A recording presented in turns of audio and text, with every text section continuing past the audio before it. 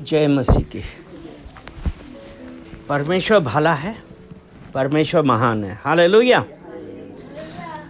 आज हम पढ़ेंगे पहला इतिहास 16 अध्याय और उसका 34 वचन।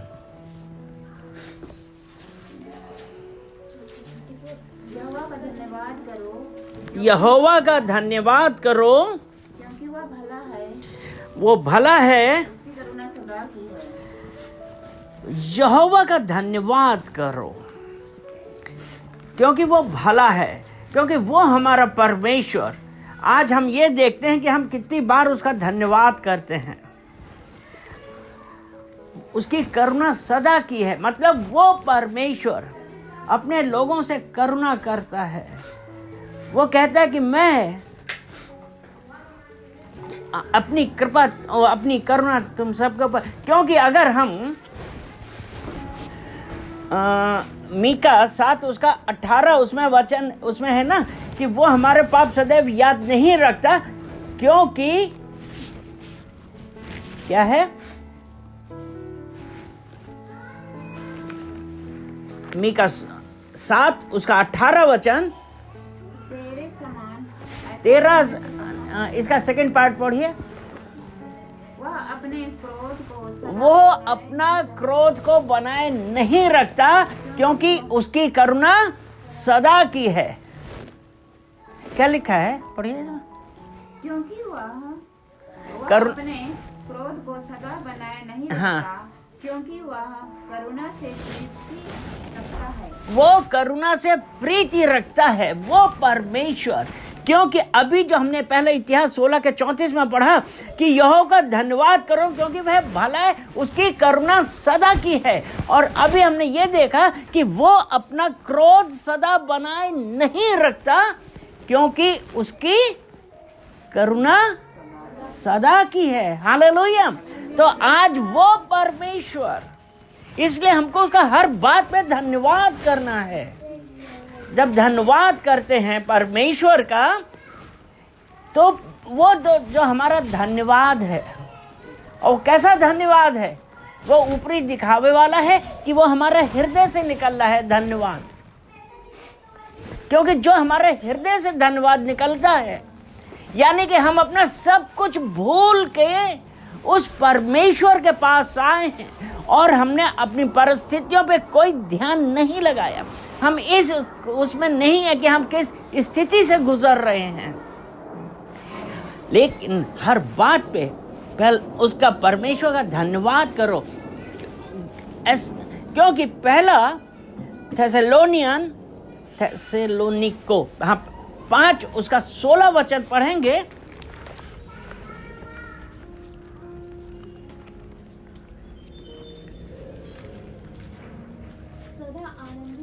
सदा आनंदित रहो, मत यहाँ पे धन्यवाद करो। और हम धन्यवाद कब कर पाएंगे, जब हम आनंदित होंगे। यानी कि हम अपनी परिस्थितियों के ऊपर निर्भर नहीं हैं। हम ये नहीं देख रहे हैं कि हम कहाँ से गुजर रहे हैं, लेकिन हमको उस परमेश्वर का धन्यवाद देना। क्यों? उसकी करुणा सदा की है। वो अपनी करुणा अपने लोगों पे दिखाता है जो उस परमेश्वर के नाम का भय मानते हैं और उसकी विधियों पे चलते हैं। उसकी करुणा सदा की है, इसलिए कि सदा आनंदित रहो। अगला वचन है, प्रार्थना में लगे रहो और निरंतर प्रार्थना में लगे रहो। हाँ, आगे हर बात पे धन्यवाद दो, क्योंकि तुम्हारे लिए मसीह यीशु ने परमेश्वर की यही इच्छा थी। क्योंकि तुम्हारे लिए प्रभु यीशु में परमेश्वर की यही इच्छा है। हर बात पे धन्यवाद करो, क्योंकि वो भला है। हालेलुया। आज जब हम उस परमेश्वर का धन्यवाद करने तैयार हो जाएं, परिस्थितियों के ऊपर हम विजय पा सकते हैं। क्यों? हमारा परमेश्वर, उसने कहा कि I am more than enough. वो परमेश्वर, जब हमारा भरोसा उस पे है, वो जो हमारा हृदय जांचने वाला है और प्रत्येक जन को उसके कार्यों के अनुसार फल दे रहा है। तो इसलिए उस परमेश्वर का हमको धन्यवाद करना, हर बात पे धन्यवाद करिए। आज हम क्या कर रहे हैं? क्या हम धन्यवाद देते हैं कि आज हम अपनी परिस्थितियों को सामने रख देते हैं?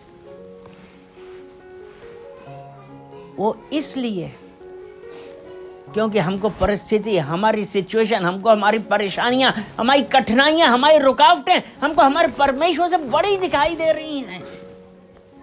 लेकिन वो परमेश्वर ये कहता है धन्यवाद दो, धन्यवाद दो, क्योंकि वो भला है, वो करुणा से प्रीति रखने वाला परमेश्वर है और प्रत्येक जन को उसके कार्यों के अनुसार फल देता है। क्योंकि यिर्मयाह 17 उसका 10 ऐसा कहता है कि वो हमारा मन को देखने वाला है, हृदय को जांचने वाला है और प्रत्येक जन को उसके कार्यों के अनुसार फल देता है। मैं यहोवा मन को खोजता और हृदय को जांचता हूँ, ताकि यहाँ पे ये क्या है? प्रत्येक जन को। उसने ये नहीं कहा कि सिर्फ एक लोग को, उसने कहा प्रत्येक जन को। हाँ, उसके चाल चलन के अनुसार, यानी कि उसके चाल चलन के अनुसार उसके कामों का फल दूं। वो परमेश्वर जो मन को जांचता, हृदय को खोजता है, अर्थात वो परमेश्वर जो हमारा हृदय जांचता है। हमारा हृदय, आपने क्या सोचा दुनिया नहीं जानेगी, लेकिन परमेश्वर को पता है। और परमेश्वर को कैसे पता है? ये भजन संहिता 139 139 और उसका हम पढ़ेंगे 13 वचन पढ़िए जरा। मेरे मन का स्वामी तो तू है, मेरे मन का स्वामी तो तू है, तूने मुझे माता के गर्भ में रचा। हाँ, मेरे मन का स्वामी तो तू है, तूने मुझे मेरी माता के गर्भ में रचा है। अर्थात स्वामी परमेश्वर, और उसने हमको माता के गर्भ में रचा है। लेकिन जो अभी ये था, जो हमारे हृदय को खोजता है, जांचता है, वो इसका 16 वचन पढ़िए। देखिए 16 वचन। तेरी आंखों ने मेरे बेडौल तत्व को देखा, यानी कि तेरी आंखों ने मेरे बेडौल तत्व को देखा। यानी कि अभी हम बने भी नहीं थे, लेकिन परमेश्वर ने वो भी देखा है।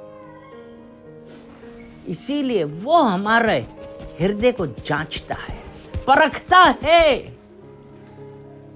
कि क्या आज जो हम कर रहे हैं वो हम ऊपरी दिखावे से धन्यवाद दे रहे हैं कि हमारे हृदय से वो आवाज आ रही है, कि हम लोगों को खुश करने के लिए कर रहे हैं, कि हम उस परमेश्वर को खुश करने के लिए कर रहे हैं जो हमारी परिस्थितियों से, हमारे रिश्तेदारियों से, मुझसे भी वो सबसे बड़ा है। हालेलुया।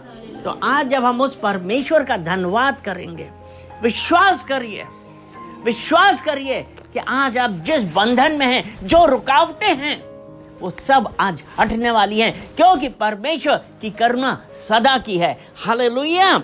जब आज अब उस परमेश्वर का हमको धन्यवाद करना है, क्योंकि पहला इतिहास उसका 16 वचन, वो 16 अध्याय और 23वां वचन पढ़ेंगे हम।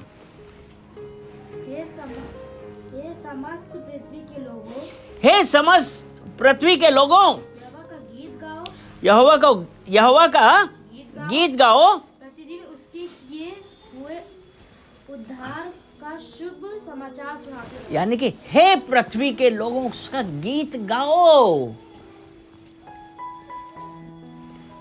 गीत गाइए।